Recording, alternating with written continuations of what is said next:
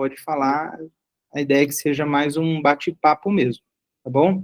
Qualquer problema com áudio ou com a visualização, também me fale.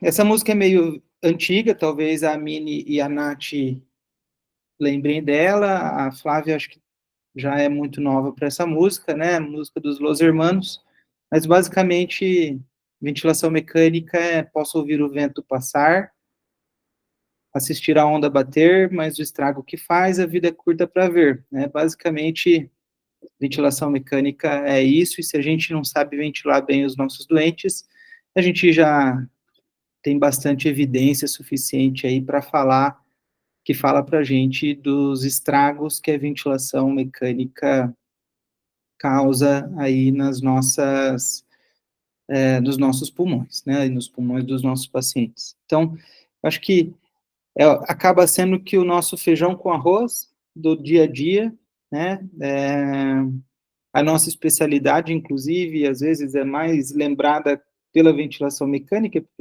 porque isso está muito relacionado à nossa área em que a gente atua, né, nas UTIs e paciente em suporte hemodinâmico, mas é muito diferente a gente comer um feijão com arroz como esse do que um feijão com arroz todo zoado, né? Então, já que é o nosso feijão com arroz, é nossa obrigação, nosso dever ético saber fazer um arroz e feijão bem feitinho, né?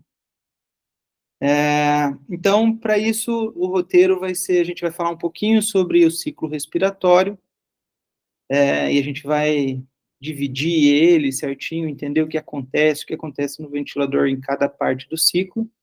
A gente vai falar um pouquinho sobre a equação do movimento, porque é a partir dela que a gente vai conseguir entender um pouquinho da ventilação controlada e da ventilação espontânea, e a gente vai falar propriamente dos modos ventilatórios básicos e entender também a equação do movimento nesses modos, né? Então, a gente vai falar de VCV, PCV e PSV, outros modos que antigamente eram considerados básicos, tipo SMV, que hoje é proscrito, a gente não vai falar, tá? Justamente porque é proscrito. Mas se sobrar um tempinho, a gente pode até comentar um pouquinho como é que funciona esse modo. E outros modos mais avançados, PRVC, APRV, Bilevel, dentre outros, também não está no escopo dessa aula, tá bom? Então, vamos lá. Começando, né? O ciclo respiratório, ele vai ter, basicamente, 4 fases, né? A fase de iniciação, ou trigger, ou disparo, que ela vai acontecer aqui, acredito que a gente tenha R1, R2 e R3 na aula, né? Então, para a gente só entender, aqui é uma curva de fluxo, aqui a gente está vendo uma curva de fluxo quadrado, aqui é a porção positiva do fluxo, aqui é a porção negativa do fluxo, aqui é uma curva de volume, né? A gente percebe que ela só tem, tanto volume como pressão, elas são valores positivos, né? Então, aqui é o volume, e aqui a curva de pressão. Então, a gente tem o começo do ciclo até o começo do outro ciclo, representado aqui nos gráficos que a gente vê de fluxo, aqui até aqui, volume daqui até aqui, e pressão daqui até aqui.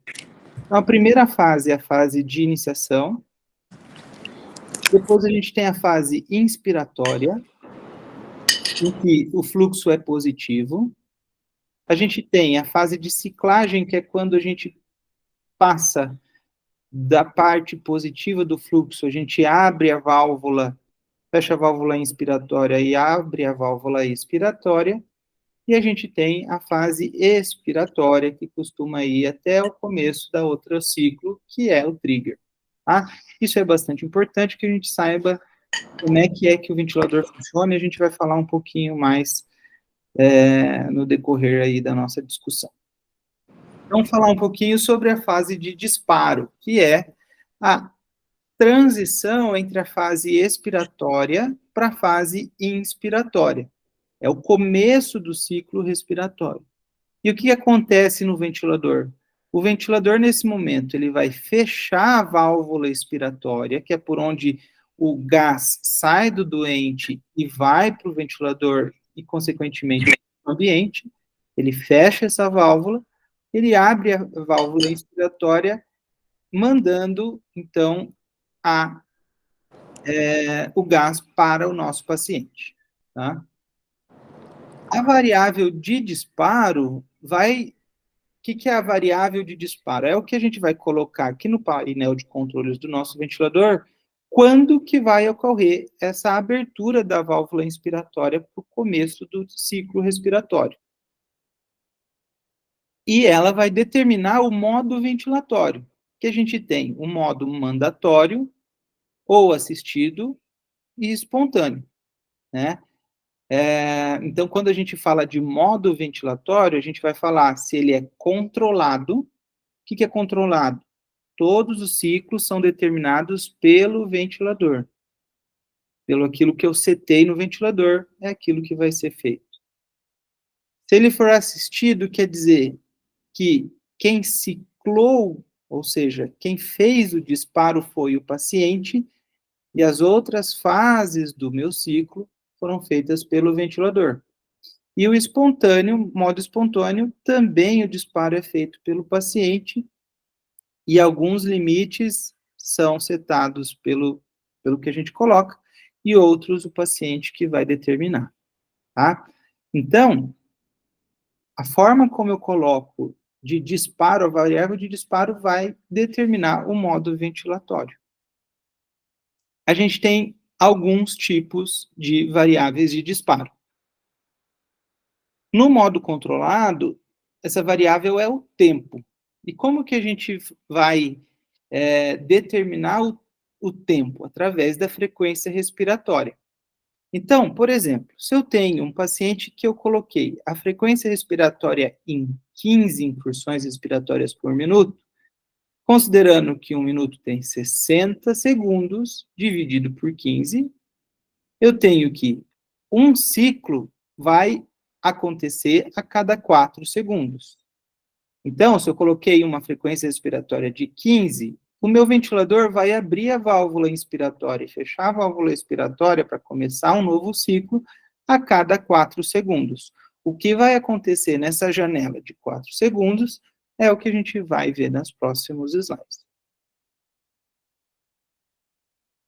E aí, essa é a forma controlada. E a forma assistida ou a forma de disparo espontâneo, no modo assistido ou no modo espontâneo?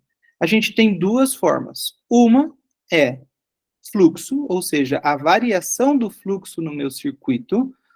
Como que isso acontece? O paciente ele faz um esforço, quando ele faz um esforço negativo, isso gera uma mudança da massa de gás, isso gera um fluxo, ou isso gera uma pressão, e isso, consequentemente, vai disparar o ventilador, a depender do grau de sensibilidade que eu coloquei no meu ventilador. Então, o disparo a fluxo, ele tem uma tendência a ser mais confortável nos ventiladores que a gente mais utiliza, por exemplo, o Servo I, ou Servo U, que eu sei que tem no paulistano, e o Bennett também. Acho que tem alguns servos S também, né? Então, no servo, é um bom ventilador para disparo por fluxo, tá? Então, aqui, por exemplo, como que a gente vê na curva de fluxo? Tá vendo que aqui a curva de fluxo ela é bem quadrada, né? Esse aqui é um modo que está controlado. É o ventilador que disparou. Aqui a gente vê um aumento do fluxo, e aí isso aqui é detectado como um esforço, ou seja, uma variação do fluxo no meu circuito. É importante que depois, quando vocês forem discutir a sincronia ventilador-paciente, né, às vezes, essa mudança, tudo que pode fazer algum tipo de deslocamento de gás dentro do meu ventilador, pode disparar o meu ventilador, né? E aí, uma das assincronias que pode acontecer aqui é, por exemplo, o autodisparo, mas isso fica por uma outra conversa. E aí, então, eu tenho aqui como, basicamente, como que o ventilador detecta esse fluxo que foi feito pelo meu paciente, né? É basicamente entender que eu tenho um fluxo constante. Quando eu tenho, o paciente, é, ele fica com a PIP, apesar de estar lá o fluxo zerado, para ele manter um fluxo, uma PIP adequada, o meu ventilador tem um fluxo basal. E vamos supor que esse fluxo basal seja de 5 litros por minuto, né? E aí, o certo é ele detectar esse fluxo de 5 litros por minuto ali na minha válvula expiratória. Então, a válvula IN está jogando 5 litros e ali o sensor de fluxo da válvula expiratória está. O certo é ele identificar 5 litros. Se o meu paciente ele faz algum tipo de esforço, o que acontece com esse fluxo aqui na válvula expiratória? Ele é reduzido. E aí, essa diferença dada entre o fluxo dentro do circuito menos aquele que é observado no sensor de fluxo expiratória, que a gente chama de fluxo perdido, ele pode ser ou por vazamento ou por esforço. Considerando que idealmente não haja vazamento, o meu circuito ele entende isso aqui como esforço, e aí é essa sensibilidade que eu vou setar no meu ventilador, e aí, a partir do momento que eu encontro isso, o meu ventilador dispara, tá? E aí é importante que a gente saiba, e aqui eu trouxe os dois principais ventiladores que a gente acaba usando, que é o Bennett e o Servo, que eles têm diferenças significativas na forma como a gente coloca o disparo a fluxo, da sensibilidade.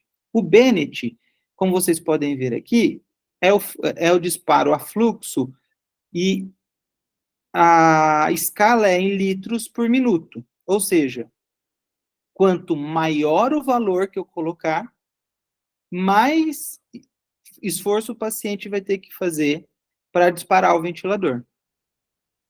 Certo? Então, vamos supor naquela equação que a gente viu, é basicamente isso. Se eu coloco 5 litros, por exemplo, o meu paciente vai ter que fazer 5 litros, ele tem que deslocar a massa de gás suficiente para gerar um fluxo de 5 litros para o meu ventilador disparar o ciclo, tá? Então, se eu colocar 1, ele vai ser mais sensível, ou seja, ele vai disparar mais facilmente, e se eu colocar 5, ele vai ser menos sensível, ou seja, o paciente vai ter que fazer mais esforço para disparar o ventilador. Diferentemente do servo. O servo, percebam que ele não tem não tem não é litros por minuto ou litros por segundo. Ele é uma escala, tá? E essa escala, ela é de 0 a 10 na parte de trigger a fluxo, que 0 é a parte menos sensível e 10 é a parte mais sensível, tá? Por quê? Porque esse 0 a 10 corresponde à porcentagem de variação do fluxo basal da fase expiratória. Ou seja, se eu coloco 0, tem que variar 100% do fluxo basal. E o 10 tem que variar em torno de 1% do fluxo basal. Ou seja, quanto mais eu estiver colocando nessa escala do servo, mais sensível vai estar meu, meu disparo, né, minha variável de disparo, e menos esforço o paciente tem que fazer. Então, é o oposto entre, isso parece ser contra-intuitivo, e é o oposto do Bennett para o servo. Isso aqui eu acho que é uma coisa importante para a gente fazer, que às vezes o pessoal não se atém.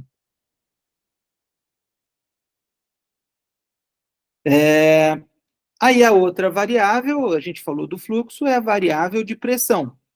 eu posso usar, então, tanto esse deslocamento de gás, gerando um fluxo, ou eu posso avaliar lá no meu sensor de pressão a quantidade de pressão que o esforço do meu paciente reduz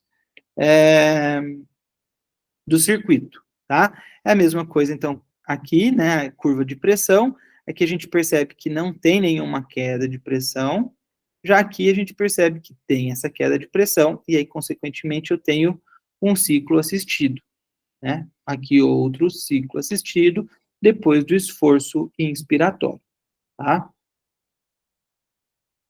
Alguns estudos mostram que talvez tenha alguma alteração aí que paciente esse aqui é um estudo unicêntrico de 100 pacientes, mostrando que talvez você ventilar o paciente com um trigger a fluxo diminua tempo de estadia em UTI, sem mudar necessariamente a mortalidade, apesar que ele não teve força para mostrar isso, né? Mas o número absoluto é bem diferente.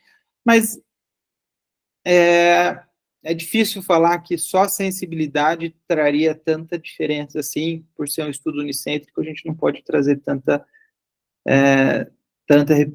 tanto conclusão em relação a isso, mas o que a gente sabe é que para o Servo e para o Bennett, aparentemente, o paciente ele tem melhores, fica um pouco mais confortável e com mais sincronia com o ventilador se você deixa o paciente com trigger a fluxo.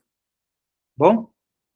Então, esse foi o disparo, a fase inspiratória é o momento depois, então, do disparo, é o momento em que o fluxo é positivo, ou seja, eu tenho gás entrando para o paciente através da válvula inspiratória, com a válvula expiratória fechada.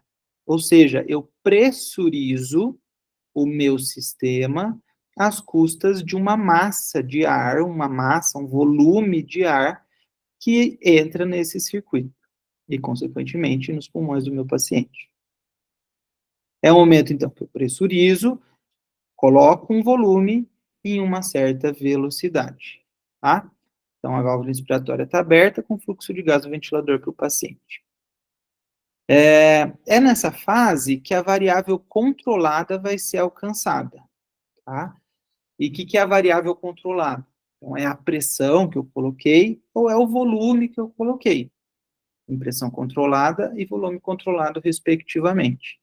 As variáveis de limite vão representar o valor máximo que esse parâmetro pode atingir durante a fase inspiratória, né? E aí, além disso, elas vão garantir limites às variáveis dependentes. O que é isso? A gente vai falar um pouquinho mais para frente, mas quando eu seto no ventilador, por exemplo, pressão, a pressão é fixa e a variável dependente são fluxo e volume corrente. Ao passo que, se eu tenho como variável independente, ou seja, variável fixa, a pressão, o volume, a minha variável dependente vai ser a pressão, ou seja, o volume é fixo e a pressão é variável. Ela limita a variável, mas não encerra a fase inspiratória.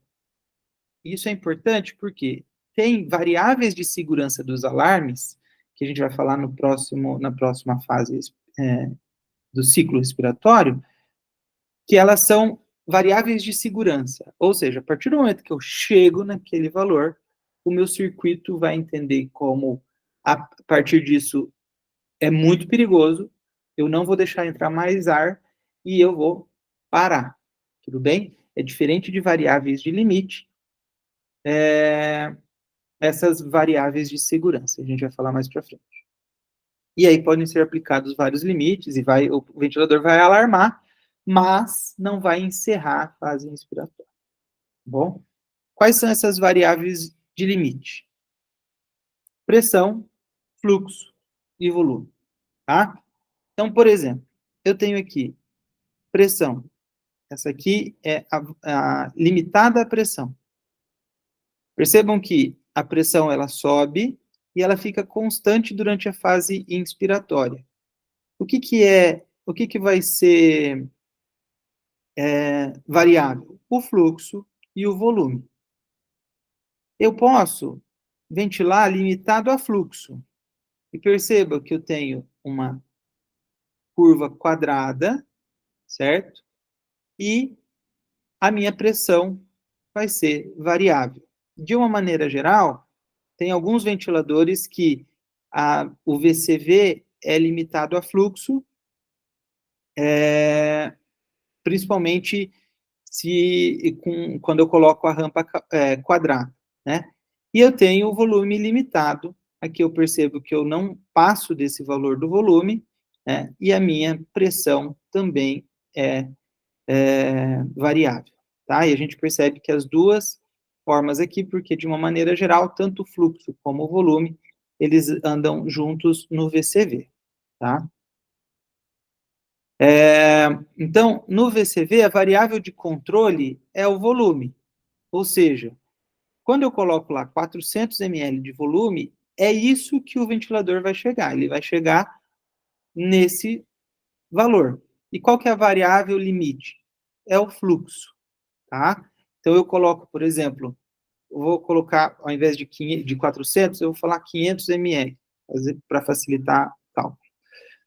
E aí, eu estou usando um fluxo, vou limitar o fluxo a 60 litros por minuto.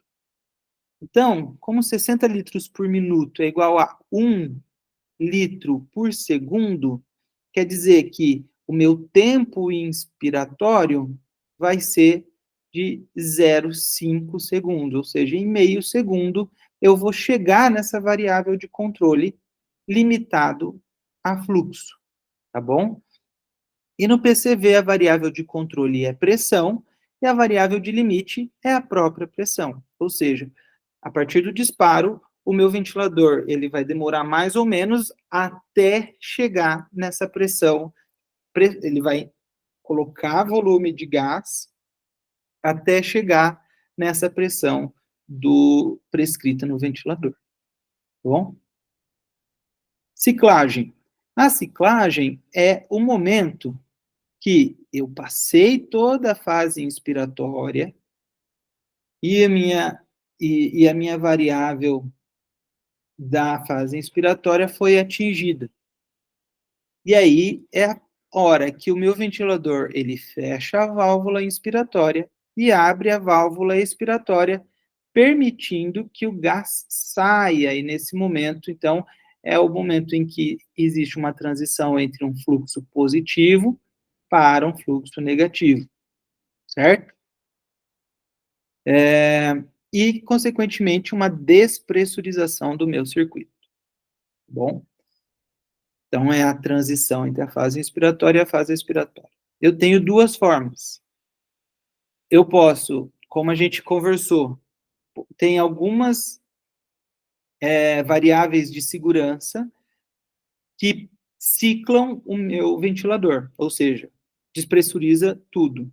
Isso particularmente quando eu estou ventilando o paciente a volume controlado, eu tenho uma pressão limítrofe lá nos meus alarmes, que passando dessa pressão, o meu ventilador entende como uma pressão inaceitável, muito perigosa, e ele vai ciclar, ou seja, ele vai despressurizar o meu circuito, tá?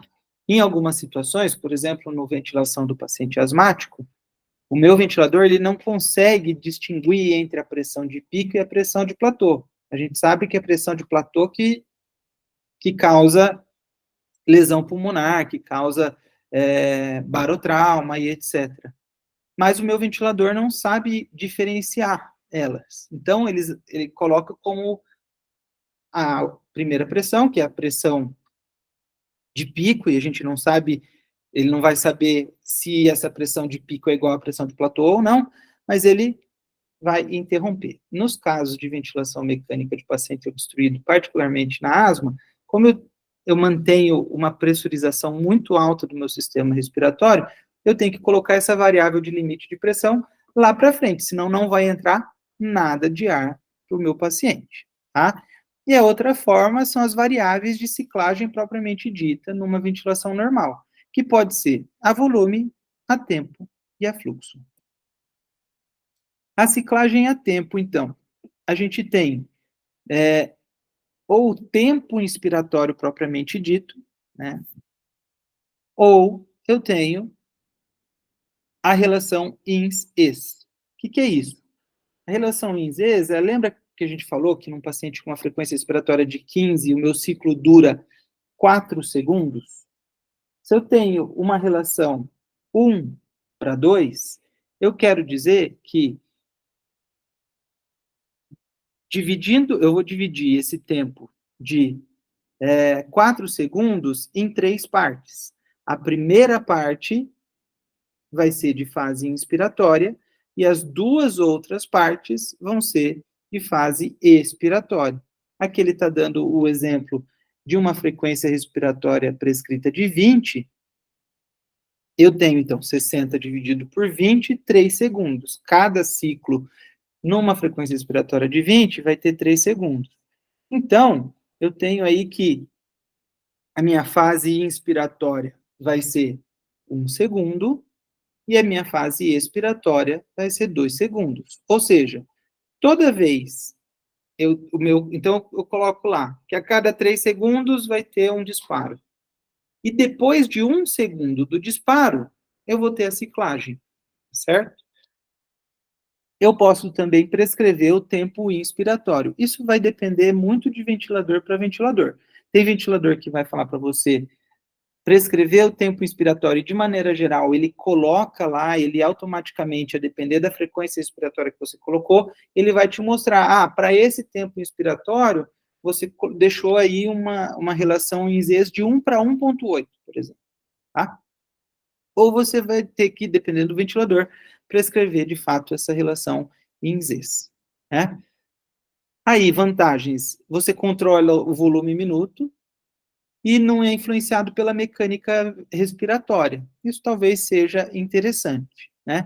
O problema é que, como você está prescrevendo o tempo, se o paciente está entrando, o tempo que você prescreveu provavelmente não é o tempo que o ventilador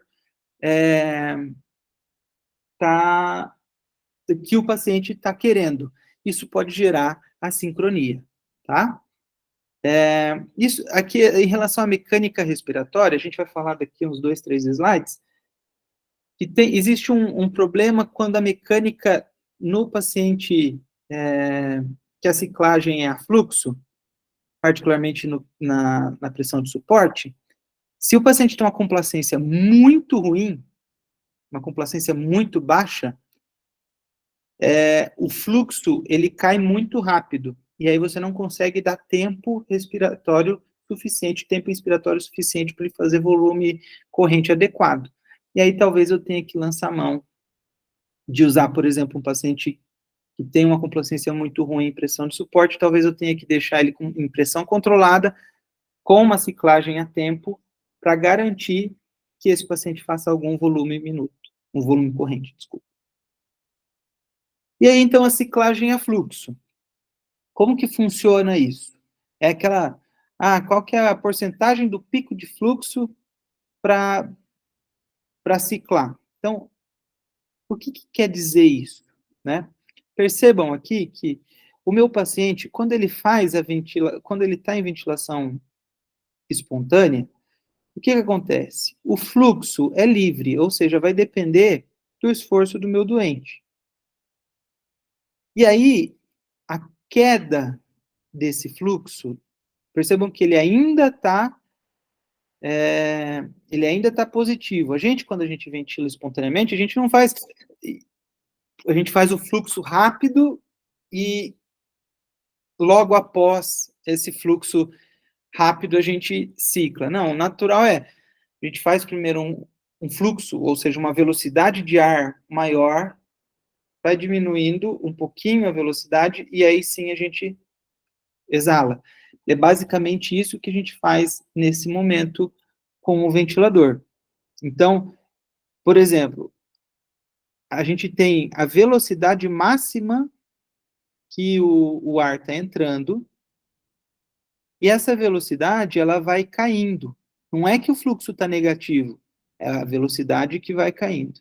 E se eu seto a 10%, quer dizer que eu vou fazer a ciclagem quando o fluxo atingir 10% do pico de fluxo que o meu paciente fez. Ou seja, vai ter que diminuir bastante a velocidade desse meu fluxo para eu abrir a válvula expiratória. Diferente, por exemplo, quando eu estou em 25%. Percebam que a, a transição da fase positiva para a fase negativa acontece antes. E aqui, mais ainda, tá certo? Então, quando eu prescrevo isso, quanto no mesmo paciente, fazendo o mesmo esforço, quanto menor for a porcentagem do pico de fluxo como critério de ciclagem, mais tempo inspiratório esse paciente vai ter. Isso no mesmo paciente fazendo o mesmo esforço. E quanto menor for, menor vai ser o tempo inspiratório desse doente, certo? E quando que eu vou usar isso? Aí eu vou usar, por exemplo, no paciente que eu tenho uma complacência menor, pior, talvez eu precise de mais tempo de tempo inspiratório.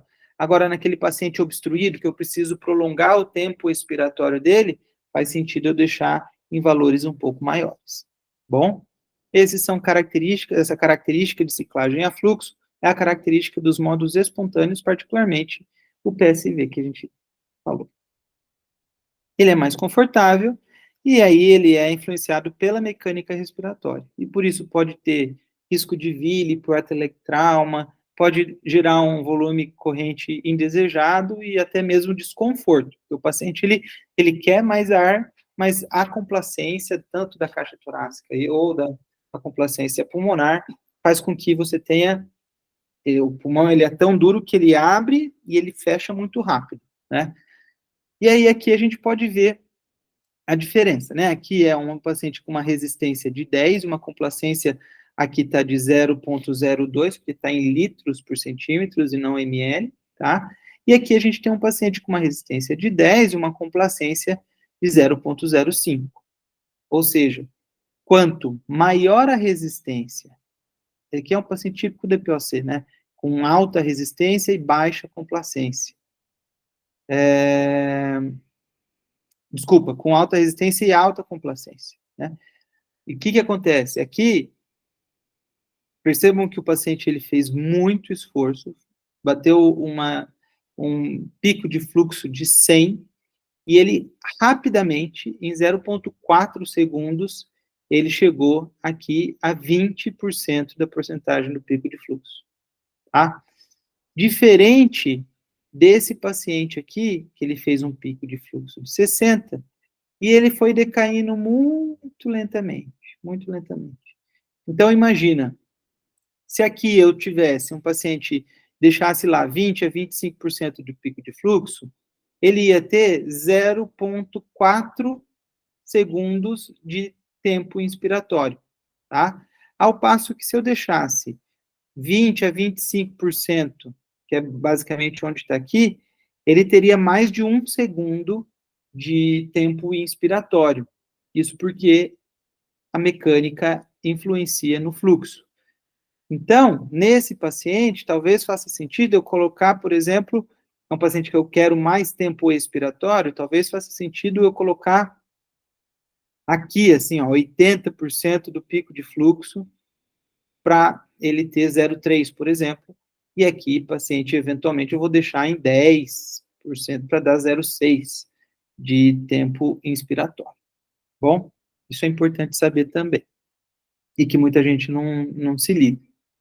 A fase expiratória, terminando aí o nosso ciclo, é a fase que, de maneira geral, a gente está falando aqui de modos básicos, a gente não está falando de modos avançados, de maneira geral, é o momento que o paciente mais vai ficar, durante mais tempo da ventilação, o paciente vai estar na fase expiratória, que é quando eu estou com a válvula de inspiratória fechada e a válvula expiratória aberta, certo?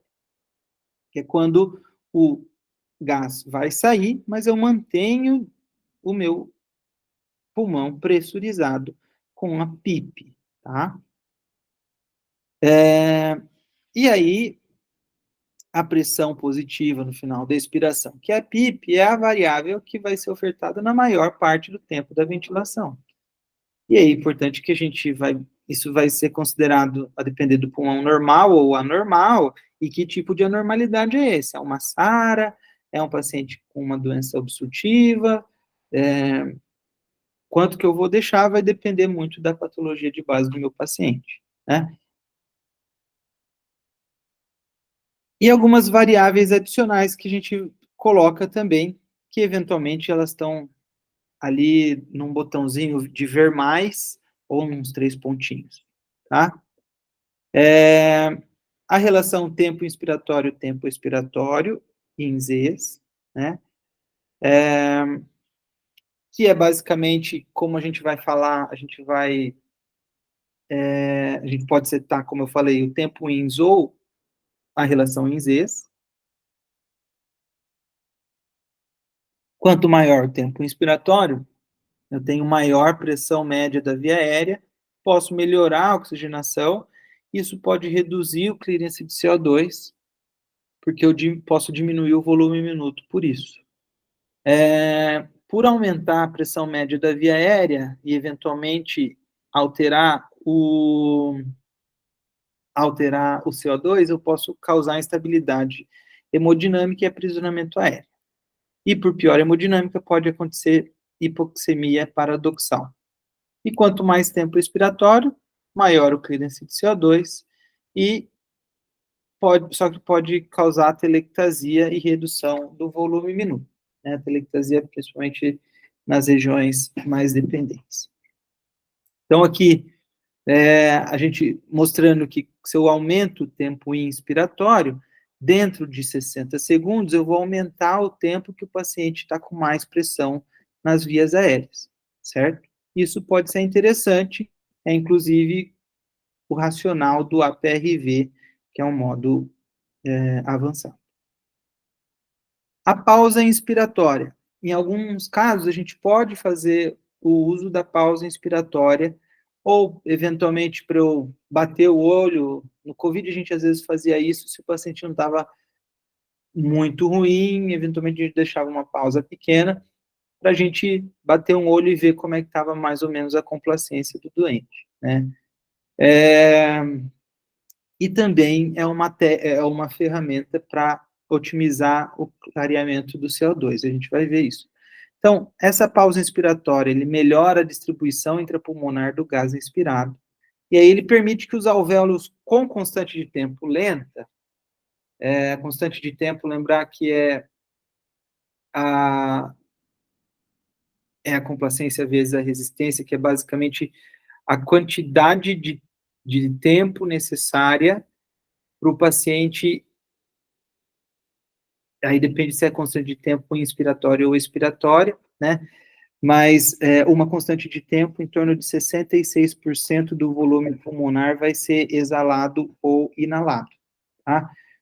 Quando eu tenho de 3 a 5, aproximadamente 95% desse volume vai ser inalado, tá? Então, quanto maior é a constante de tempo, mais lentamente eu consigo insuflar eles. Então, e como o nosso pulmão é heterogêneo, principalmente em doenças, por exemplo, a SARA, eu tenho alguns alvéolos que eles enchem mais rápido e outros alvéolos que enchem mais lentamente. E aí, se eu coloco essa pausa inspiratória, dá tempo desse meu alvéolo que está hiperdistendido equilibrar a pressão com outro alvéolo que tem uma constante de tempo mais lenta, e aí você equilibra e, consequentemente, você diminui tanto shunt como espaço morto, tá? Aqui no caso, diminui shunt. Isso pode redistribuir também a pressão através dos pulmões. tá? É, porém, isso pode reduzir o gradiente de pressão para ciclagem, o que pode ser um problema nos pacientes obstruídos, tá? Se eu tenho um gap de pressões, quanto maior o gap, mais rápido vai ser a minha fase expiratória e, consequentemente, mais clarear esse CO2 eu vou conseguir, tá?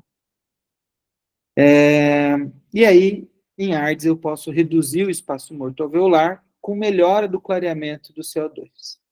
Bom, o, essa redução do espaço morto alveolar é justamente desse baby lung, desse pulmão que está hiperdistendido, e ele acaba ficando um pouco mais, ele consegue aerar os outros alvéolos. Tá? Então, a pausa inspiratória, a gente vai ver essa pequena pausa aqui na, na curva de pressão. Na pausa inspiratória, eu vou ter um fluxo que é zerado, e eu não tenho alteração do meu volume corrente, né? Então, isso vai aumentar, isso pode aumentar um pouquinho mais a pressão média de via aérea, né? E o problema é que essa redução, imagina que se eu não tenho a pausa, a minha fase expiratória, ele vai ter esse gradiente de pressão. Esse gradiente de pressão, então, facilita a exalação, ao passo que com a pausa inspiratória eu tenho esse gradiente de pressão. Aqui é um estudo que mostra, um estudo experimental, que mostra que, de fato, em pacientes com SARA, eu tenho um clareamento do PCO2, justamente porque eu diminuo esse componente de espaço morto. Bom? Aí outra variável que a gente acaba tendo é o tempo de subida, que é rise time, ou T-hat-ins, ou slope, ou rampa, depende de como é o seu ventilador.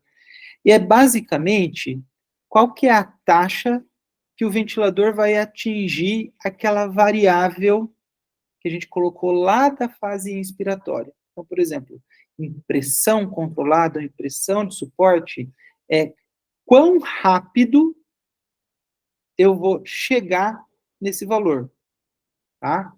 Então, quão rápido eu vou chegar naquela pressão? Ou quão rápido eu vou chegar na taxa de fluxo que eu determinei, tá? E aí, isso pode ser dado como tempo em segundos, ou seja, em segundos, ou em porcentagem do ciclo respiratório, tá? Sinto muito, não posso ajudar com isso. Desculpa. A Siri. E aí, então, se eu coloco um tempo de subida elevado, ou seja, ele vai demorar mais para atingir aquela pressão ou aquele fluxo, eu tenho, consequentemente, então, uma redução do fluxo inspiratório, eu tenho um recrutamento mais lento dos alvéolos, e se eu tiver em PCV, como eu demoro mais para chegar naquela pressão, é menos volume de gás, é menos gás que chega no meu, em menos tempo, nos meus pulmões, tá? Isso pode gerar algum grau de conforto para o paciente, né? Agora, o tempo de subida curto, ele aumenta o fluxo. Eu consigo entregar mais volume nos primeiros segundos do meu ciclo. O que pode ser interessante, por exemplo, para um paciente que eu quero encurtar tempo inspiratório. Então, eu entrego mais rápido e eu encurto o tempo inspiratório. Porém, nesses pacientes, que geralmente eu quero encurtar o tempo inspiratório, é o paciente que tem maior resistência da via aérea. E aí, como isso aumenta o fluxo, num paciente que tem a mesma resistência, eu vou ter aumento da pressão de pico, certo? Então, aqui, a rampa. Percebam como aqui na curva de pressão fica mais fácil. Se eu tenho um tempo de subida mais curta, eu chego aqui no que está prescrito muito mais rápido. Percebam como o fluxo é mais alto. Se eu tenho uma moderada, eu chego mais lentamente no que está prescrito. O meu tempo inspiratório, ele é maior do que aqui, e o meu fluxo, ele é menor.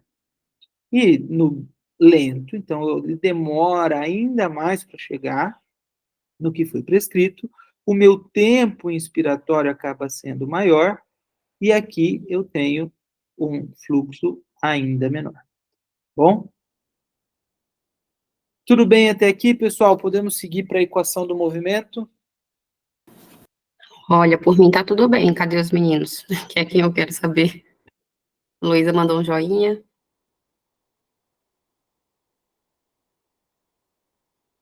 Então tá bom. Aline, Oi, você é super oi, jovem. Gabriel? Oi, Gabriela. Oi. É que eu fiquei só com dúvida quando você estava falando sobre fluxo, ou sobre o Bennett e sobre o servo. Tá. Eu me baguncei, eu não consegui entender por que tem essa diferença. Me perdi. É basicamente como funciona o sensor de fluxo dele. O sensor de fluxo do Bennett, a forma como eu coloco é em litros por minuto.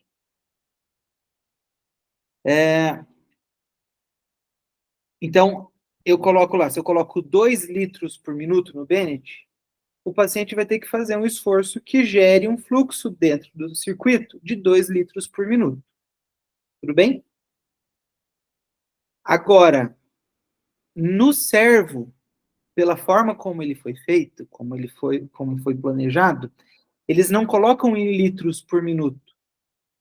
Eles fazem uma escala de 0 a 10, que quer dizer basicamente o quanto que o paciente vai ter que deslocar de fluxo em relação ao basal.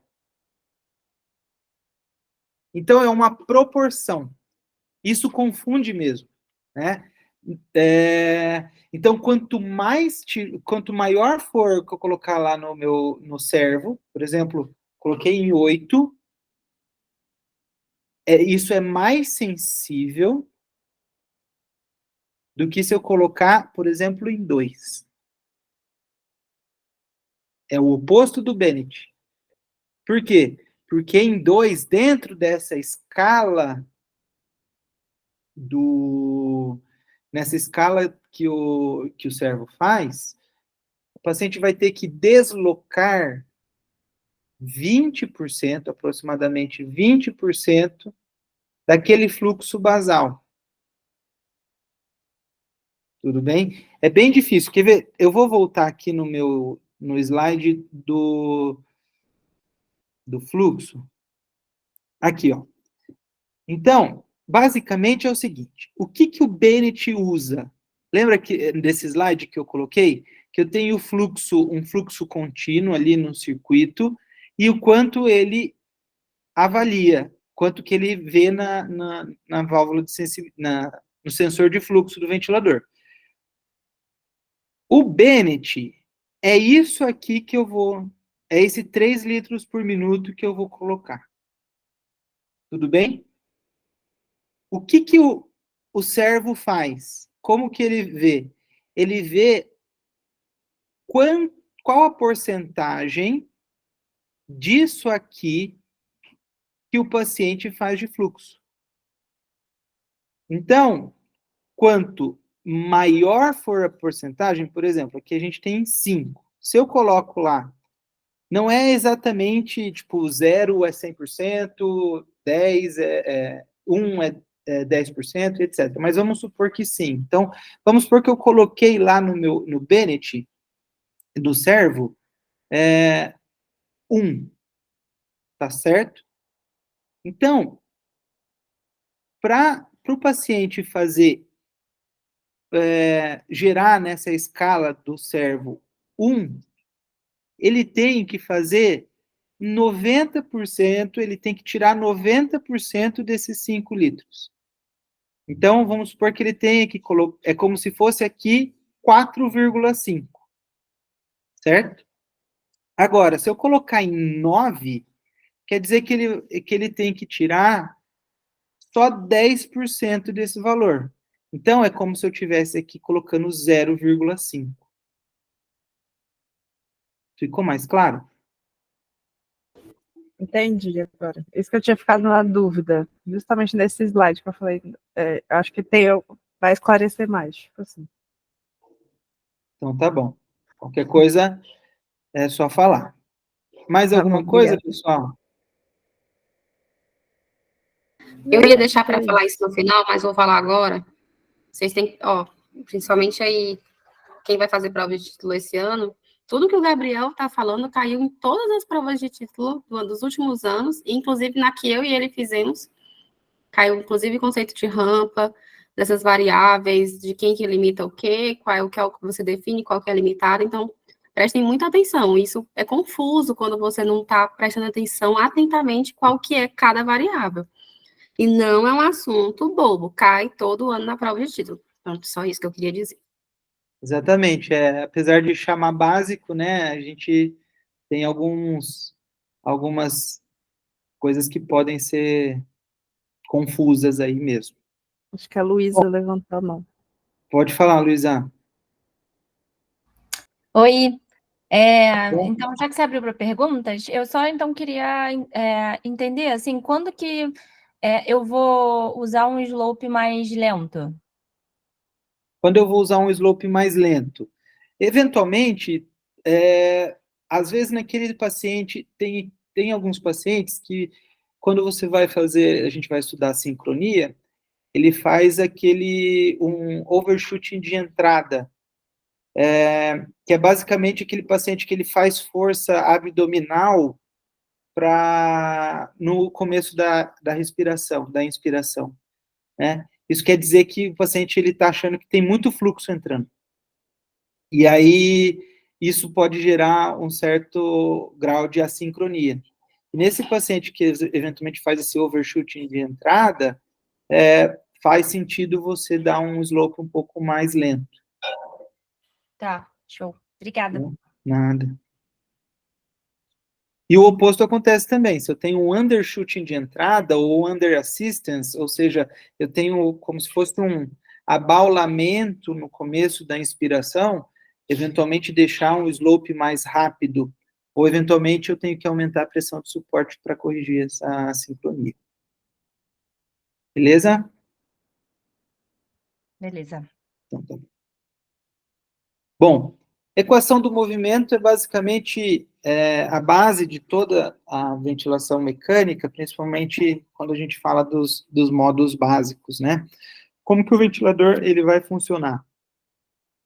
Ele tem um misturador de gás, ele recebe ali oxigênio e gás, ar comprimido, tem uma válvula inspiratória, passa por um filtro e por um umidificador, esse umidificador pode ser passivo ou ativo, né, ou um HME ou umidificador ativo, o gás vai para o paciente, eu tenho monitores e alarmes com microprocessador que vai determinar quando abrir ou fechar essa válvula inspiratória e expiratória,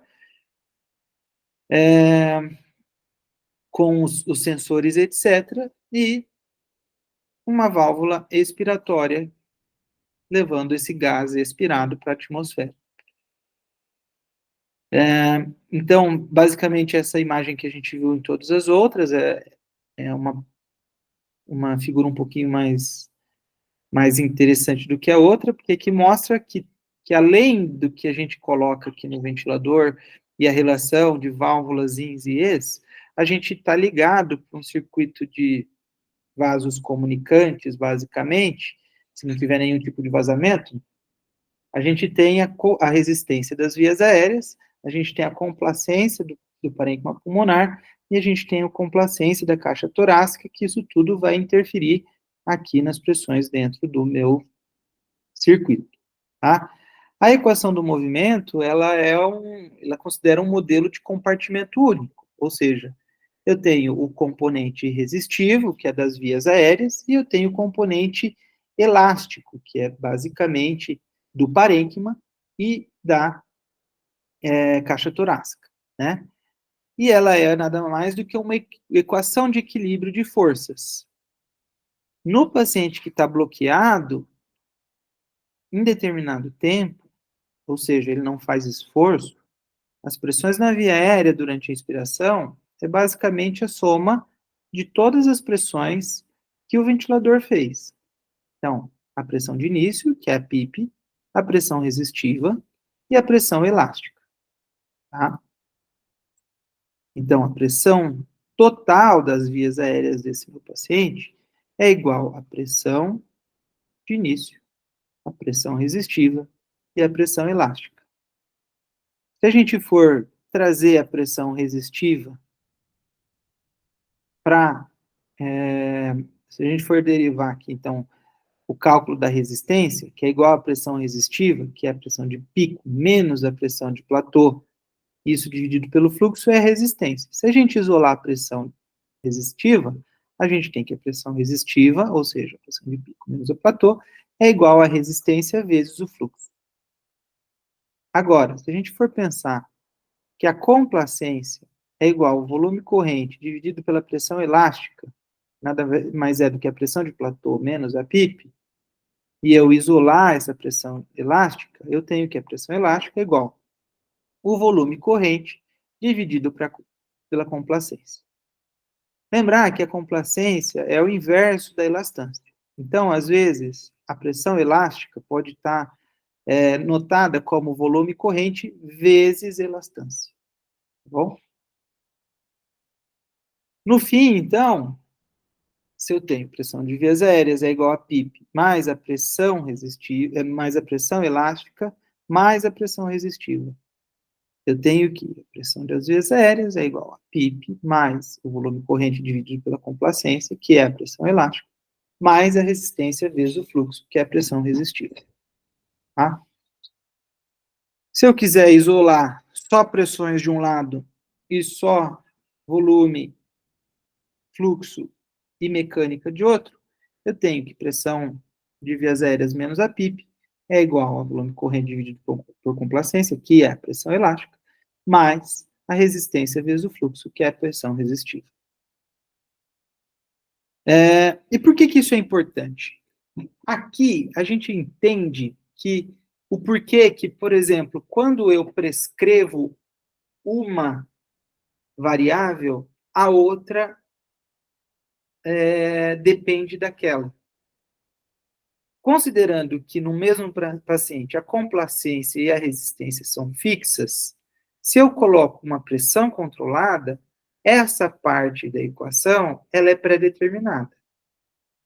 Então, a variável independente é a pressão. E as variáveis dependentes são volume e fluxo. Portanto, quando na pressão controlada, como essa parte é fixa, tanto o volume quanto o fluxo são variáveis. Então, se eu aumento a pressão aqui, eu vou aumentar o volume corrente, vou aumentar o fluxo para manter esse equilíbrio de massas, certo? Considerando que complacência e resistência são fixos. Ao passo que,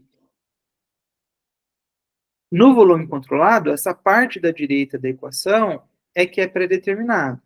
Então, eu tenho que volume e fluxo são independentes, dado uma complacência e uma resistência mantida, se eu aumento isso aqui, consequentemente, esse lado da equação vai ter que aumentar para manter o equilíbrio das massas. Tudo bem? Já no paciente em ventilação espontânea, eu tenho uma outra variável de pressão, que é a pressão do paciente. Ou seja, se esse meu paciente ele contrai o diafragma e isso diminui a pressão intratorácica, eu tenho uma nova variável dentro dessa equação de movimento. E essa, por ser pressão, ela vai estar do lado esquerdo, certo? Então, a pressão de vias aéreas é igual à pressão do ventilador mais a pressão muscular. tá? E aqui a gente tem pressão elástica, pressão resistiva. E aí, a pressão muscular vai alterar a curva das variáveis dependentes. Ou seja, se eu estou com um paciente, acho que tem aqui, se eu tenho um paciente que está em VCV, o que vai acontecer se eu tenho pressão muscular? A minha pressão, ela vai mudar. Por quê? Porque a variável dependente no paciente ventilado a VCV é a pressão. E não vai mudar o volume e não vai mudar o fluxo. Por quê? Porque aqui são as variáveis independentes. Tá certo? E é o que acontece aqui no paciente que está em PCV. O que vai acontecer? Se eu tenho um esforço grande, o que vai acontecer com o meu volume? Vai aumentar, vai mudar o formato da onda de fluxo, vai aumentar o meu fluxo, né? Em PCV, se eu tenho, o que pode acontecer é, o meu esforço ele é tão grande que pode eventualmente diminuir tanto a minha pressão do sistema que eu posso ter uma alteração em PCV da pressão total do limite, tá? do meu circuito. Tá bom? Mas com esforços muito grandes. Tudo bem? Aí falando, como a gente falou bastante já dos modos, essa parte é um pouquinho mais rápida, tá bom? Então, os modos ventilatórios é basicamente o padrão pré-definido de interação paciente-ventilador que a gente projeta para atingir os objetivos necessários. E aí é VCV, ou seja, ventilação controlada a volume, PCV, ventilação controlada a pressão, e PSV, ventilação com suporte de pressão. E é definido pelas variáveis que a gente falou, variável de disparo, variável de controle, variável de limite e variável de ciclagem. Ou seja, uma variável para cada ciclo respiratório. Eu não falei, mas as assincronias, elas são também classificadas em relação ao ciclo respiratório. Por isso é importante a gente saber cada fase desse ciclo. Então, em VCV, o disparo pode ser a tempo, se a gente está num paciente que ele está fazendo todos os ciclos mandatórios, ou seja, em uma ventilação controlada, ou fluxo ou pressão, se eu estou em modo assisto controlado. Tá? E de uma maneira geral, a gente vai colocar as duas coisas na ventilação. A gente vai colocar frequência respiratória, ou seja, o meu disparo é a tempo, e a gente vai colocar também a sensibilidade, seja fluxo ou seja pressão, para os ciclos assistidos. É limitado a fluxo. De uma maneira geral, um fluxo de 40 a 60 litros por minuto. Eu posso colocar curva de fluxo quadrada ou descendente ou ascendente, isso vai depender muito de cada ventilador. Se eu tenho uma curva de fluxo descendente, isso tende a ser, ou seja, ao invés de ser aquela curva quadrada, ele tem um aspecto de um... eu sou péssimo em desenho, por isso aqui. Então, ao invés de ser assim o fluxo, ele vai fazer, entendo como uma reta, assim o fluxo, tá? Isso não ficou muito diferente um do outro, mas isso aqui é uma curva descendente. Isso gera uma pressão de pico, uma pressão nas vias aéreas um pouco menor. Isso pode ser interessante em alguns casos, tá? E talvez seja um pouquinho mais confortável para o paciente do que assim. A gente vai falar que, geralmente, em modos assistidos, a gente acaba usando mais o PCV, tá? E aí você pode usar a pausa inspiratória ou não, tá? Ele é ciclado a volume, ou seja, quando eu cheguei no volume que eu gostaria, que eu setei, você tem abertura da válvula expiratória. E eu também vou colocar o PIP. Quais são as vantagens?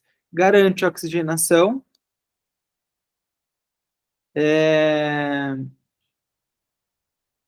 e o volume minuto. Ou seja, se eu tenho o volume corrente e eu tenho a frequência respiratória, eu tenho o meu volume minuto. Eu também garanto a oxigenação, porque eu vou ter o meu paciente todo na minha mão. Tá? Quais são as desvantagens? Barotrauma e aumento do trabalho respiratório se eu tenho assincronia. Tá certo? O barotrauma por quê? Porque, a depender da minha resistência e da minha complacência, eu posso ter valores de pressões muito altas, porque a pressão é a variável dependente no VCV. E a variável de limite de alarme é a pressão expiratória máxima, que a gente já falou, por exemplo, no paciente asmático, certo? Então, aqui a gente tem o VCV, controlado aqui a volume. Então, percebam que quando eu chego nos 500 ml de volume, que foi aquilo que eu falei, o que acontece?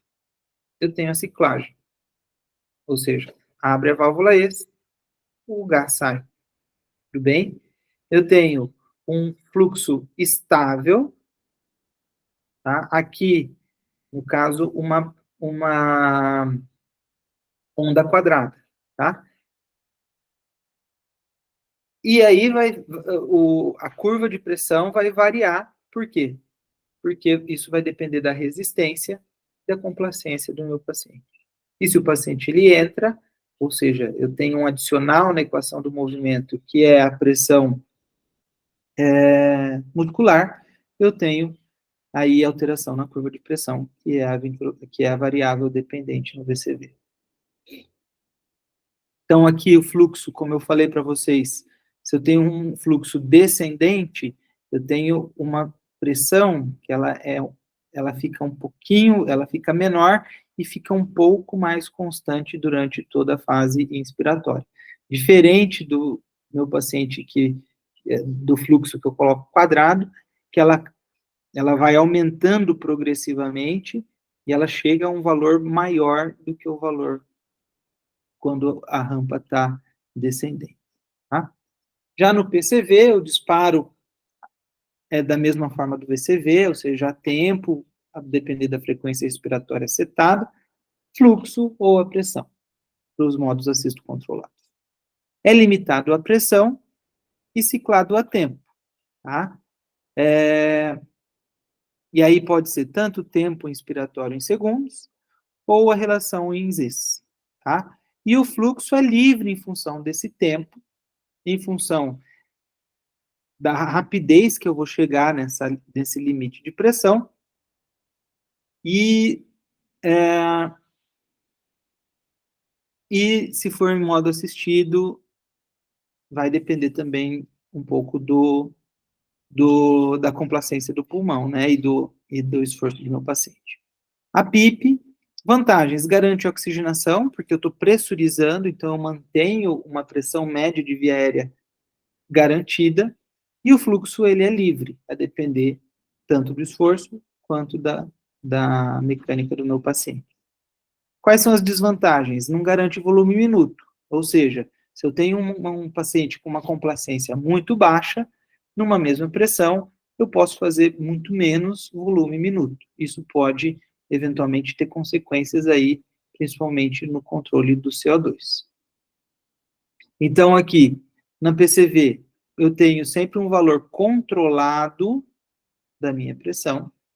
Eu consigo, com isso, manter um aumento da pressão média da via aérea. Isso pode melhorar a minha oxigenação. Porém, o meu fluxo é variável e também o meu volume é variável. Então, o que eu consigo, o que eu vou prescrever, né? O que eu vou colocar lá no meu ventilador?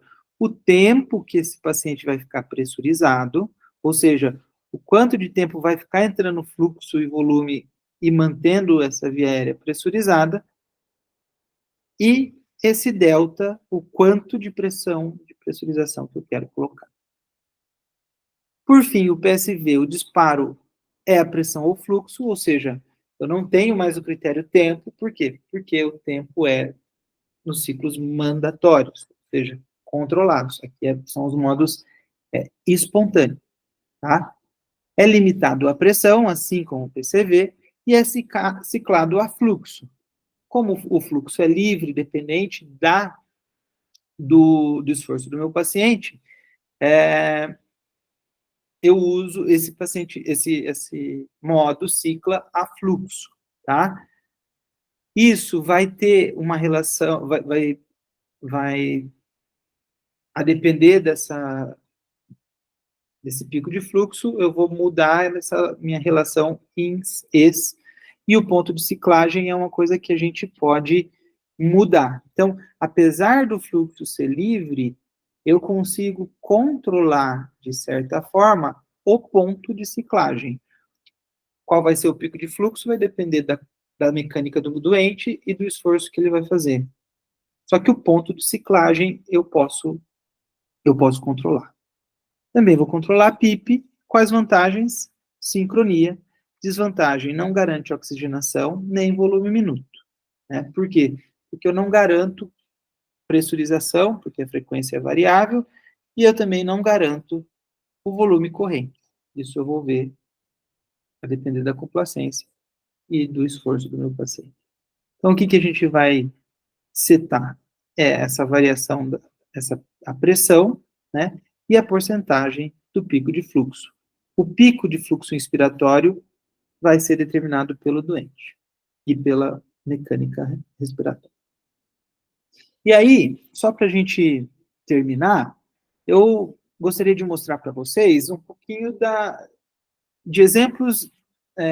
Isso aqui é feito em um programa de computador que chama R, só para vocês verem a relação da equação do movimento com algumas pequenas mudanças sutis. Então, aqui a gente tem um paciente com uma complacência de 40, uma resistência de 10, com uma pressão de 15, uma PIP de 5, um tempo inspiratório de 1,2 e uma frequência respiratória de 12. Esse paciente está bloqueado.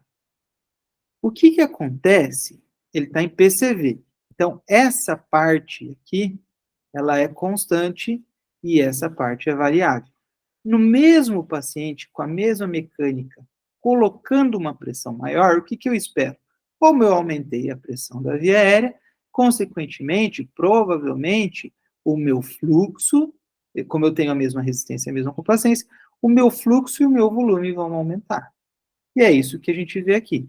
A gente tem um fluxo um pouquinho maior do que 0,5, ele bateu um fluxo de 1. A pressão foi de 15 para 20, como setado, e o volume subiu de 400 para 600. Beleza, e em volume controlado? Eu tenho o mesmo paciente, com a mesma complacência, a mesma resistência, só que o meu volume corrente está de 400, MIPIP de 5, um fluxo de 0,6, ou 60 ml, e uma frequência de 12. O paciente também bloqueado. Eu tenho uma pequena pausa inspiratória aqui. O que acontece se eu aumento o volume para 0,6? Então, eu aumentei o volume aqui, mantive o fluxo. Como eu tenho resistência e complacência fixas, o que vai acontecer com uma variável dependente? Ela vai subir, né? E é basicamente isso que a gente vê. O volume, então, aumentou de 0,4 para 0,6. O fluxo, ele manteve o mesmo, porque eu não mexi no fluxo. E o que aconteceu com as pressões?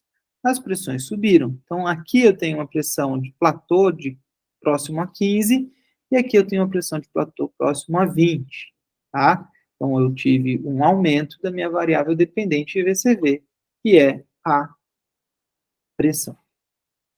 Em PCV, eu tenho... E se a gente mudar, por exemplo, eu coloco os mesmos valores, só que em pacientes diferentes. Então, aqui é um paciente que tem uma complacência de 40, e aqui eu tenho uma complacência de 20. Olha como muda totalmente aquilo que eu vou ter de resposta. Ou seja, eu não consigo garantir o volume corrente se eu estou ventilando a PCV. Percebam aqui, em PCV com uma complacência de 40, eu faço 400 de volume, deixando ali aquelas mesmas 15. Agora, nesse paciente com uma complacência mais baixa, eu vou chegar num volume de 200 por aí, né? Se eu mantenho a mesma frequência respiratória de 12, eu vou ter um volume minuto muito menor e pode ser que o CO2 aqui seja um problema.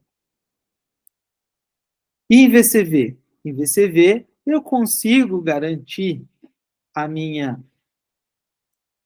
o meu volume minuto, mas qual que vai ser o problema? A minha pressão de platô, que vai de 15 para um pouco mais de 20. Se a complacência fosse menor ainda, talvez eu estaria com pressões de platô ali em torno de 40 e etc., com o mesmo volume corrente, e aqui provavelmente eu teria uma ventilação lesiva. E a resistência? Então, em PCV, se eu aumento a resistência, de novo, minha pressão é a mesma, porque ela é a variável independente. O que vai mudar? Vai mudar o meu fluxo e o meu volume. Então, percebam que o fluxo era 0,6 por aí, o pico de fluxo, aqui está em torno de 0,3. O volume, que era em torno de 0,4, aqui está em torno de 0,2,5. No VCV, para mostrar para vocês de novo, que o que vai variar? O volume vai manter, o que vai mudar vão ser as pressões. Então, aqui com a resistência de 20, mantendo o mesmo fluxo e o mesmo volume, o que vai acontecer com a pressão de pico? Ela vai subir, certo? Como aqui eu só alterei a resistência, a pressão de platô fica a mesma, mas a pressão de pico vai subir, tá bom? E se a gente acrescentar uma PEMUS, ou seja, uma incursão respiratória negativa do paciente, o que vai acontecer com as minhas variáveis? Em PCV, o que vai alterar? Vai alterar o fluxo e o volume. Eu vou ter uma curva de fluxo que vai ter essa tendência, vai estar maior o fluxo, porque eu desloquei mais gás, com essa característica um pouco mais abaulada, e o meu volume minuto, o meu volume corrente, desculpa, também vai aumentar. O que vai acontecer com a minha pressão? Nada. E se eu tiver o paciente em VCV, qual que é a minha variável dependente? É a pressão. O que vai acontecer com o fluxo? Nada. O que vai acontecer com o volume?